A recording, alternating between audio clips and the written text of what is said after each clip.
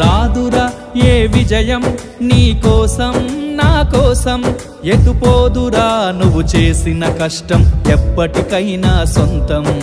కాలంతో పయనించేవాడికి కానిది ఏముంది, సాధనతోనే సాధ్యమవ్వునని సదాశయంతో సాగర ముందుకు. రాదురా ఏ విజయం నీ కోసం నా కోసం, ఎటుపోదురా నువ్వు చేసిన కష్టం ఎప్పటికైనా సొంతం.